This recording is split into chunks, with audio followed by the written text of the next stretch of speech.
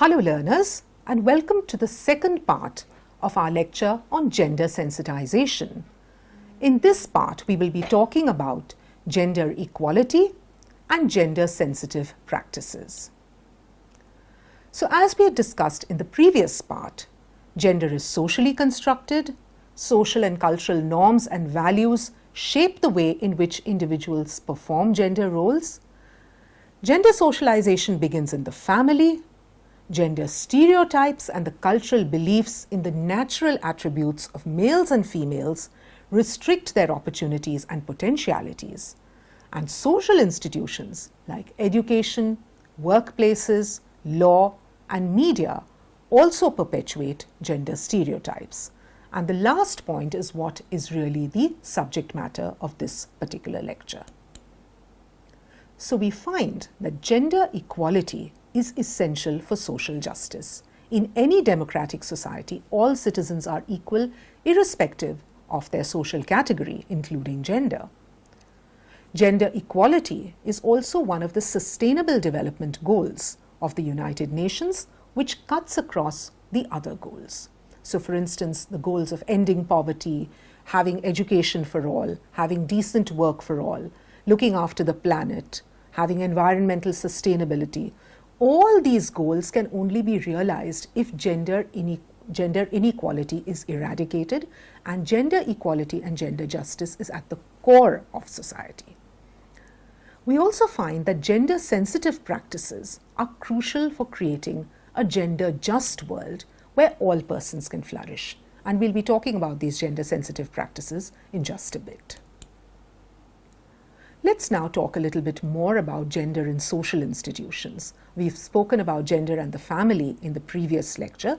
Let's talk about education now.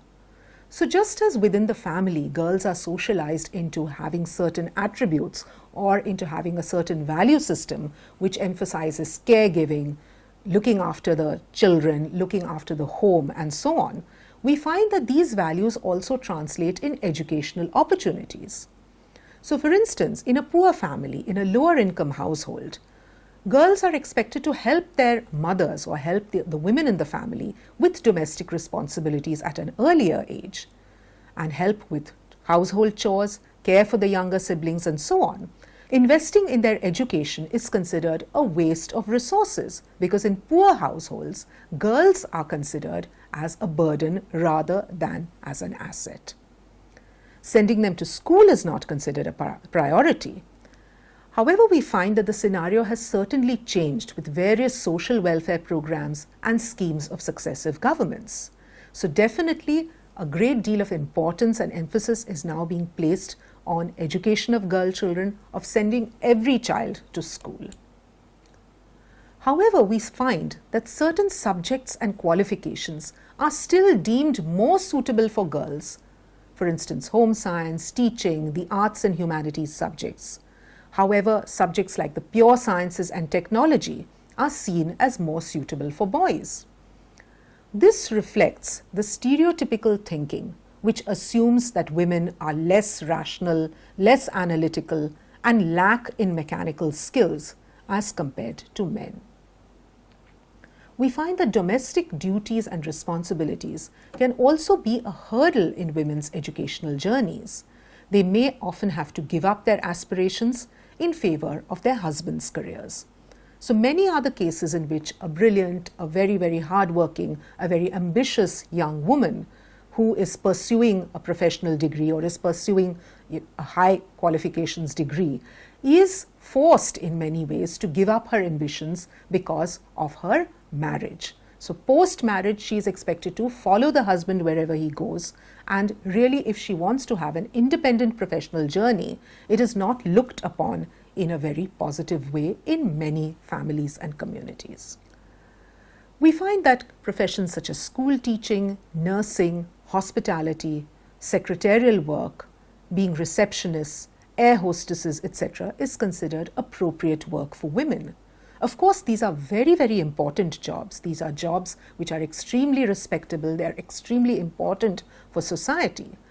But it is interesting to note that they all involve care work or what is called emotional labor. And we find that there is a perception that women are better suited to perform these kinds of jobs because they are believed to be by nature caregivers. So does that mean that men cannot be involved in these jobs? This is something that we need to think about, and this is a stereotype that we need to challenge. Certainly men can be equally successful, if not more, in these professions which demand care work and emotional labor. They just need to be oriented accordingly and taught that there is nothing essentially gendered about a particular job or a particular job role. You may have heard the term glass ceiling. This term refers to a certain invisible barrier which prevents women from reaching the topmost position in their departments or companies. So the number of women CEOs, for instance, are lesser compared to men. So women may be extremely successful, extremely well qualified in their particular work, but finally reaching the top rung and taking the position of authority is something that is difficult and something that still has not reached the kind of level that one would expect it to have done. Let's talk a little bit about the workplace. We find that employers may be reluctant to hire women employees due to maternity and childcare leave that they are entitled to. So this is something that is a legal right for women. However, this then becomes an excuse for employers to say, oh, if I hire a woman, she will get married, she will have a child, she will take leave, and the company will suffer. So this becomes a kind of excuse for employers to marginalize women and to exclude women. We find that for very similar reasons, we find that women are sometimes bypassed for promotion or for important assignments. There are many stereotypes about how women are more committed to their homes and their children than they are to their work. Of course, women have to take care of their children, but does that mean that men should not be equally committed or men should also not take up the responsibility? These are things that we need to think about and, like I've mentioned, we need to challenge in our everyday lives. So the term double burden is often used. So women, even if they may have the most well-paying job, the most responsible paid employment outside the house, are also primarily responsible for looking after the home and the family. And unfortunately, we find that this domestic responsibility is not yet equitably divided between men and women. Women need support from their male counterparts in domestic work. This is a very, very important fact that the younger generation needs to think about, that domestic work is not something that is just done by a woman. All of us need to learn how to cook.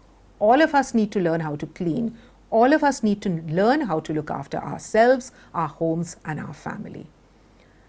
Women also need supportive facilities and infrastructure at the workplace.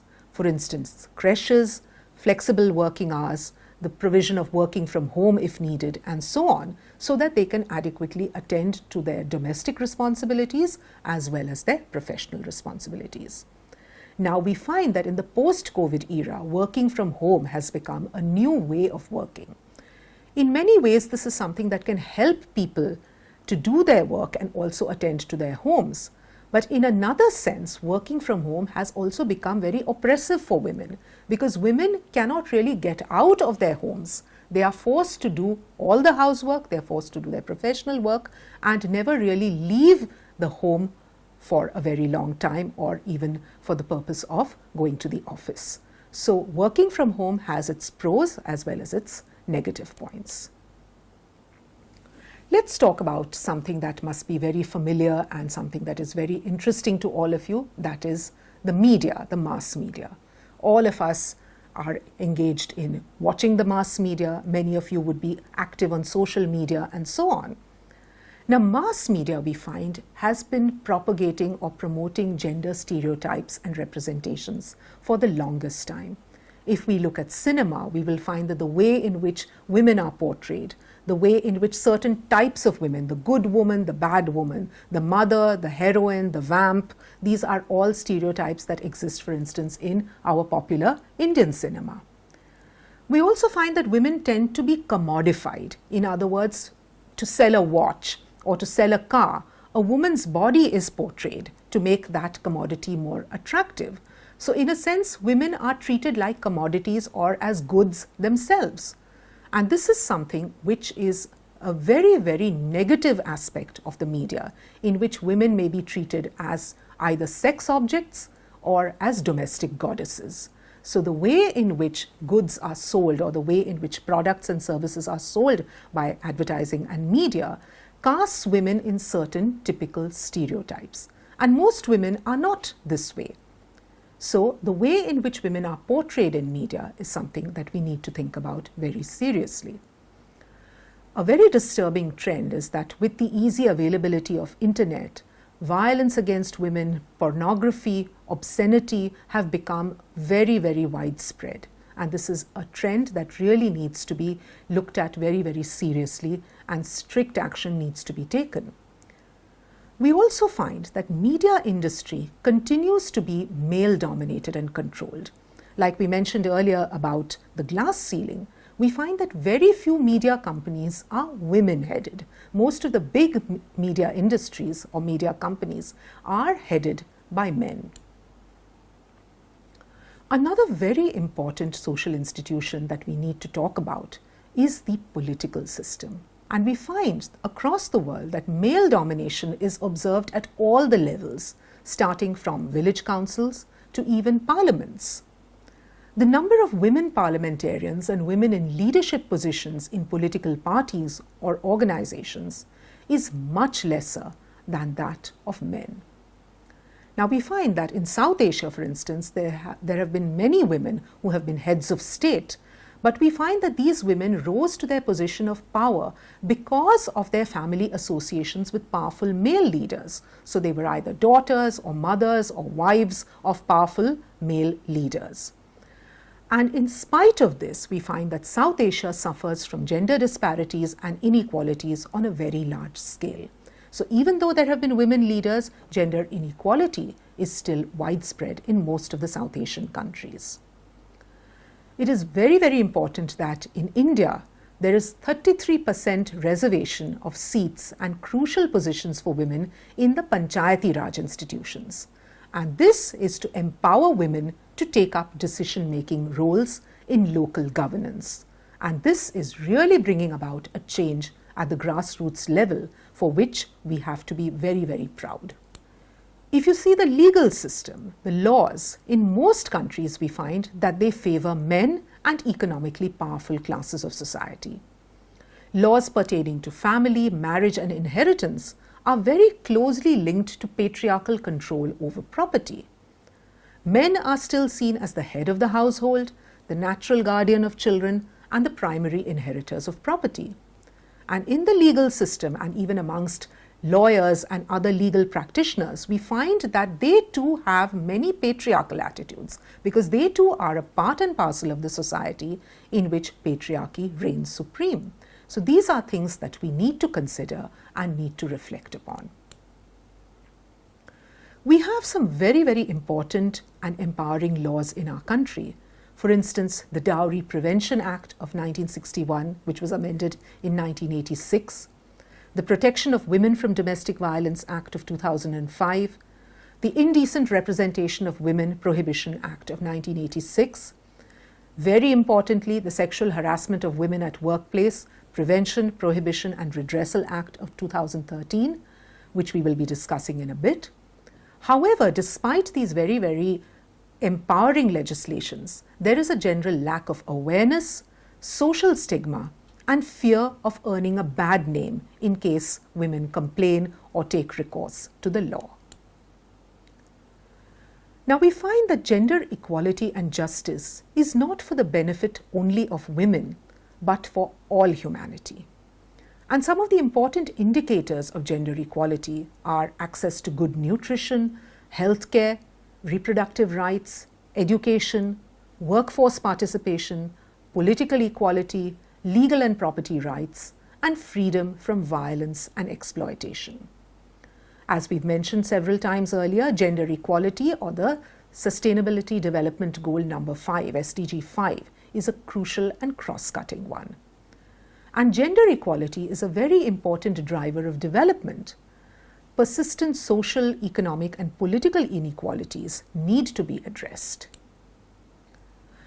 Now, let's talk a little bit about how we cultivate gender-sensitive practices. You have understood what gender is, you have understood what are some of the inequalities and stereotypes that persist in social institutions. Now, what are the actions that we can take to change this? Let's start with language. So, gender-sensitive and inclusive language. We must become aware of some of the unconscious biases and stereotypes that are present in our language. For instance, when we say he all the time, we can make it as he, her, or we can say they. So if we say that the student has to fill the admission form or else he will not be able to take admission in a course. Why are we always using the term he? Right? So these are things that we need to think about. Similarly, personal relationships and family. We need to inculcate the values of equality, sharing domestic duties and responsibilities, and respecting all genders as equal.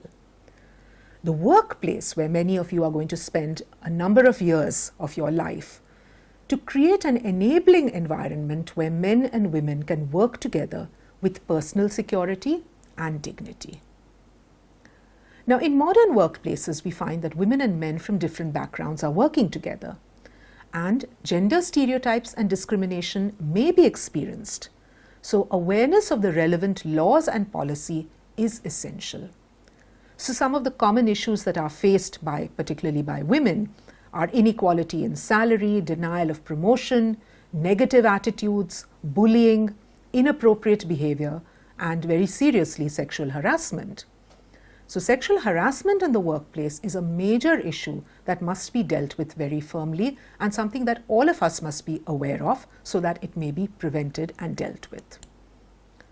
So the POSH Act, the Prevention of Sexual Harassment at the Workplace Act, is a very, very important act which is designed to ensure a safe working place for women, and the rules that have been notified under the Prevention of Sexual Harassment Act are titled the Sexual Harassment of Women at Workplace Prevention, Prohibition and Redressal Rules of 2013. So these rules are very, very important for all of us to understand so that we may be safe and also create a safe environment.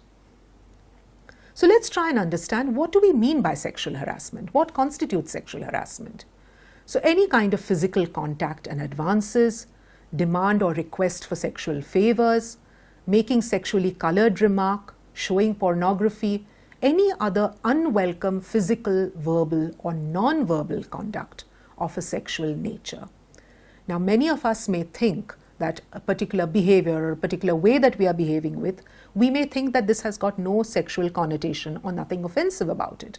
But the person towards whom the behavior is directed at may feel that this is a sexually colored behavior or have sexual overtones. So we have to be very, very careful in our interpersonal relationships at the workplace and everywhere else for that matter.